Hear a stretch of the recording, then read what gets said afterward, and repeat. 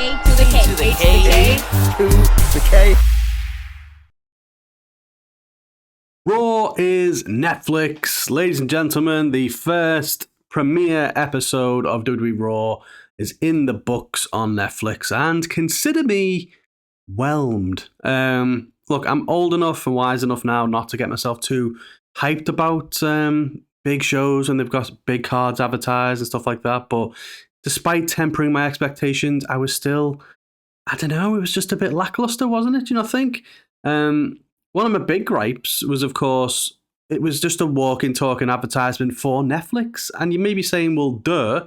But at the same time, what are they trying to do here? They're trying to get me to get Netflix, because I got a newsflash for you. I've clearly got Netflix. Everyone watching the show. So why spend 3 hours talking to me about Netflix and, you know, oh, this is amazing, Netflix. Yeah, it's like, well, duh. I've got Netflix. I'm watching it. So, yeah, I didn't really get how Netflix focused it was. I suppose some of you may be going, well, obviously that was going to be the case, but yeah, like I could understand it if it was on USA and it was like, you know, it's coming to Netflix next week, you know, oh, you need to get Netflix to try and encourage people to subscribe and get the channel. But yeah, I thought that was very, very strange. But pep rally aside, we kick things off with the egomaniac himself, Triple H. Obviously not an egomaniac, but of course he had to be the first person to kick off Raw. Do you not think it was very like, you know, giant white curtains and everything drops and it's Triple H in the ring, and it's like, okay, you don't need to suck yourself off that much, Trips. But you know, he does his shtick, are you ready? Netflix, you know, oh, it's the Netflix era and blah blah blah blah blah. And yeah, I don't know. I clearly think Triple H just misses the adrenaline rush of being able to wrestle in the ring. And so he's like, he's got to get his kick somehow. You know what I mean? Like, did he need to open the show and do a promo? I'm not sure that he did, especially when we'll come to in a minute. There was lots more promos that kind of happened on this show. But yeah, look, I like Triple H. He's done a great job. And I suppose he kind of deserves to open the show, if you will. But I don't know. I felt like they could have done something else to open up the first. I mean, the video package, don't get me wrong, was pretty sick. That was an epic video package looking back over the years. But yeah, I don't know. I just think, meh. But Triple H ushered in the Netflix era. We then get another promo segment. As I said, this time The Rock is back, the final boss, except no, he wasn't. He was Corporate Rock. Spent more time chee-hoo and doing his little catchphrase from Moana than kind of anything else really, except for, again, sucking off the Netflix executives. Hey everyone, let's point the camera at the Netflix guys. Like, he was losing the crowd. Like, the crowd was like, all right, we get it. And it's like, okay, move on, Rock, move on, Rock. What was even more surreal about the whole thing, he then goes to the audience to thank the man who's been carrying the company on his back for the last year, Cody Rhodes. And Cody, the WWE champion who's got beef with The Rock, is just sitting there with a shit-eating grin on his face, like, and it's like, you doing it again? You're making him into this buffoon like you did the last time? Like, okay, Rock, I'll let you have the main event with Roman. Then, this is bullshit. Well, yeah, now, you know, he's done it again. So, yeah, I just, like, why is the WWE champion meant to be your main guy just, like, so happy to be there, Rock? And The Rock's, like, there saying, you know, give my love to Mama Rhodes. And Cody's laughing along. He's like, are you kidding me? You had a big war over this a couple of months ago. And, like, you hated each other and it wasn't over. And then now, seemingly, it is. And then he posts these little things on Instagram with them having some Terramana. And it's like, what's happened? What has actually happened here? I just feel like The Rock in one promo has single-handedly torpedoed everything with Cody and kind of everything with the Bloodline the whole last year and the Mania main event and everything. It was just so surreal and not the way I expected it to go, and probably not the way a lot of people expected it to go. But very, very bizarre. But he did say, you know, he's going to be watching the next match very closely because we had our first match of the night after about 35 minutes worth of promo and video packages. And it was Tribal Combat, Roman Reigns, Solo Sikoa. And of course, like every Tribal Combat match, you're meant to leave all your family and stuff out of it. It's just meant to be you two. And of course, we had a shitload of run-ins, didn't we? So Tama Tonga, Jacob Fatu got involved. And then, you know, to save the day, Sami Zayn and Jimmy Uso kind of come down as well. Kevin Owens pops up, hits Roman with a stunner, and then Cody comes to save the day again. So yeah, obviously to like the surprise of absolutely no one, Roman Reigns wins. He gets the Ulafala, but before he puts it on, The Rock comes back out, and I'm like, okay, this is it. This is where we get that push for Mania. And The Rock just gets in the ring and he gets the Ulafala and puts it on his neck, and yeah, claps him. And that was pretty much all we got. Yeah, I think it's pretty clear now that The Rock is not making Mania, because why would you do anything here? Don't get me wrong, there was like, shifty eyes between Paul and The Rock, and it was kind of like, ooh, what does this all mean? But I think this is one of them slow builds again. I think The Rock is like, I've got to do some reshoots for Moana 2. Not going to make Mania, so yeah, we'll tease it for the future if his schedule allows again. But I don't know. It was just a massive letdown for me. I think I was hoping the show was going to kind of catapult everything, kickstart WrestleMania season, and I just kind of came out of it with like, well, what are we doing here? What's next? And yeah, The Rock was very heavily involved, but kind of did nothing at all. So yeah, that's how we kick things off. For a bright spark, though, John Cena is back. He's here. It's so good to have him back. He's just so good on the mic, isn't he? You kind of forget how good this guy is until he starts talking. And you know what? He's not lost a step. He hasn't missed a beat. He is the John Cena that we know and love. And I think we just need to absolutely relish this last run, because this is his farewell tour. He's going to be with us till December. Then he's, hanging it up. I don't know. Yeah, ask Ric Flair what it's like to hang it up. Ask Terry Funk what it's like to hang it up. But he seems like that's what he's going to do, and he seems like he wants to stick to it. So I think we just need to really enjoy it while we have it with Cena. But comes out, cuts a really good promo, to be fair. Everyone's speculating who's he going to fight, who's his last match going to be, and most importantly, can he get to 17 times? Can he break Ric Flair's record? And he says it's never going to happen unless he wins the Royal Rumble. Yeah, so just great promo from Cena, declares for the Royal Rumble, and again, that just was everything you need to do. You've got a big star there, he comes back and he sets the company forward, he sets his trajectory, and you know where it's going, and that's what you want to see. Then we get our women's title match, Rhea Ripley challenging Liv Morgan. Of course, Daddy Dom, Raquel Rodriguez, constantly getting involved. But you know what I liked about this? Everyone was saying, well, Becky Lynch is going to come back and help Rhea, and, she didn't need it. Mommy don't need no help. Mommy got it done on her own. It was a great callback to the SummerSlam match that they had with the Oblivion on the chair. This time she kicked out of it, and she picks up the win. We have a new Women's World Champion, and she got a nice bit of sweet revenge on Dom after the match as well. What I didn't like, though, so when I said, Becky Lynch, I'm glad she didn't steal the spotlight from Rhea, The Undertaker did. Because, of course, that makes loads of sense.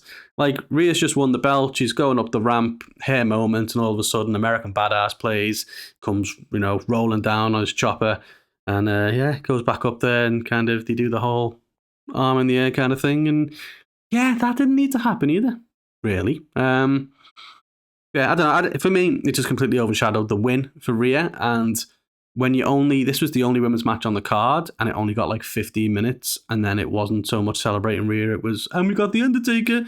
It was like, didn't sit right with me. We then had Drew McIntyre and Jey Uso, which was fine. Obviously, Big Daddy Drew would have liked him to pick up the win, but Jey outsmarts him and turns the Claymore into a roll-up for the win. Not a fan of it, but, I'm not going to complain too much. For me, you've kind of done this thing with McIntyre now. He's back. He's got this hit list of people. You should be making him a monster. You shouldn't be having to be outsmarted or pick up silly losses or anything like that. So, yeah, it's an odd one. For me, the whole end game of Drew now is to get revenge on Roman and the Bloodline for what they did to him. So I kind of feel like you need to build him up as a monster to inevitably go against Roman, but we'll see. But we also got Travis Scott coming out and with a weed vape. And apparently that was meant to look cool, but yeah, didn't look the coolest to me, let's say. We then, WWE, what were you thinking with this one? Like, look, I get it. It's Hulk Hogan. He put WWE on the map. He's a legend, right? He's said and done some incredibly shady shit in his time, and in a string of poor decision making by WWE of late. they decide to bring out Hogan and have him cut a promo in front of the crowd, and he's just fucking booed out the building. The promo was awful. He was just rambling. Like, I've had a lot of tag team partners. Boo! The best tag team partners, WWE. Boo! I've had tag team partners like the Macho Man. Boo! Andre. Boo! But the fans are the best tag team partner. Boo! So hang on, it was WWE. No, now the fans are the best tag team partner. They've stuck by me through thick and thin. Boo! But the best tag team partner, the third one now, is Netflix. Like, it was a fucking train wreck, man. It was so bad, and I feel so. I just don't know. I don't know what I feel about it. Like, they shouldn't have brought him out. Like, the partnership and all that with the beer, okay, whatever. Do what you're gonna do there. It's all about the money, but it was just so short sighted to bring him out, and the fans were bound to react that way, and they did. And yeah, it just reeked to me of like the kind of catering for the execs and kind of catering for the casuals. But it just fell completely flat. I'll tell you what is funny though. I think a lot of it obviously is to do with the fact, the racism stuff, of course.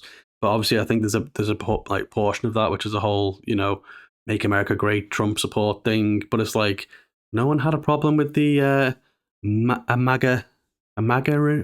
can I say? American badass. That's what I was trying to say. Yeah, Undertaker was fine. Came away unscathed. No one booed him. But yeah, Hulk, he got it. But yeah, he deserves it more. Let's be honest.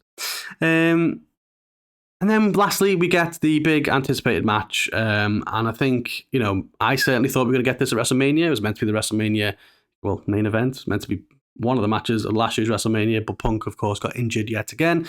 But I just don't think this one delivered really either. It was finisher spammy. Like, CM Punk kicked out of a superplex, like 3 GTSs, 2 curb stomps, and a fucking partridge in a pear tree. And he's just like no-sell the superplex, hip 2 GTSs, and just... I don't know, just got through Seth very, very easily, which was, not the best, if I'm honest. So that was pretty much the show.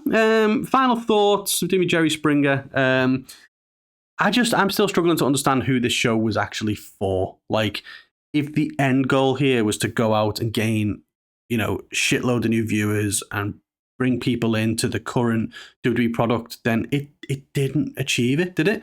There was no real emphasis on like the vast array of top talent that the company's actually got at the moment. They didn't even have the 2 world champions really on the show. Cody was in the audience being fucking once again bending over for The Rock, and then Gunther had like a 30-second vignette at one point, and it was just like, you don't even have your 2 main champs on the show. That kind of was weird enough in its own right. What we got instead, and don't get me wrong, I appreciate these legends. I love these legends. They're a massive part of my childhood. But what you got was a Triple H that can't wrestle anymore, The Rock who can barely wrestle anymore, John Cena on his retirement tour, and The Undertaker for some reason. So, and yeah, Hulk Hogan, but the less said about that, the better. So yeah, I think if you were watching the show as a lapsed fan, like, you would have no idea right now that WWE was in another boom period. You'd be like, well, they've just carted out all the old guys and trying to get you to watch again. So it was a miss, I think, for me. But yeah, I don't think there was much in the way of pushing the plot forward. Like, I'm still none the wiser for WrestleMania. I was hoping we were going to get something juicy here and we know how it's going to kind of play out. Based on this, I'm pretty confident The Rock's not going to be at Mania, or at least he doesn't know, because otherwise they would have pulled the trigger here. So currently, I'm going to guess that maybe it's Cena and Cody if Cena wins the Rumble, or maybe Punk wins the Rumble. He goes after Gunther. We're still going to get them 2 matchups, it seems the way it's going, and perhaps Roman and Drew, which, I don't know, you give me all the possible matchups we could have had here. Whether it was Punk and Cody, whether it was Rock and Roman, don't know, Drew and Gunther maybe, I don't really know. Like, yeah, there's a lot more you could have done with it, I think. And I'm not massively confident in the direction we're going for Mania, which is, and let's be honest, WrestleMania 40 was going to be near impossible to top. And I really don't think it's possible based on where we're going. But, I don't want to be all doom and gloom. The visuals were fantastic. The match graphics were absolutely gorgeous. Some of the elements were really well done. But I just think overall, the first kind of, anyone who was tuning into this who hadn't watched in a while, or was like, let's see what WWE is like now, or the WWE, the big Netflix thing, it was a dud, I think, which is a shame.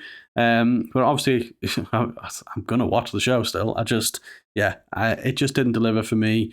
I'd like to see, and I'm excited to see what episode 2 has in store. Obviously, we're going to get Penta. We've got the Women's Intercontinental title. Crowning is going to happen on that one as well. So, yeah, I hope going forward it's not just a Netflix love fest. There's less emphasis on the fact that they're on Netflix and here's a bunch of actors who've got, movies and TV shows on Netflix, and take the advertisement out of it. Like, isn't the benefit of being on Netflix meant to be like less advertisement and less filler? Like, how long were some of the entrances? It was like 8-9 minutes just watching someone walk to the ring. It's like, you don't, like, I understand if you got a filler, there's an ad break, and so you just have them walk to the ring for the live audience to give them something to do. But fuck me, like, leverage the opportunity you've got, Well, heck, that was just my bitter old man's thoughts on this. What did you think of the debut episode of Raw on Netflix? Let us know in the comments. We will be back with some more episodes this week, including our Royal Rumble match card predictions. That may have all just been shaken up by yesterday's Raw. And we'll also have some 2025 WoW predictions. So, yeah, let us know in the comments what you thought. Like, comment, subscribe, and we'll catch you on the next one.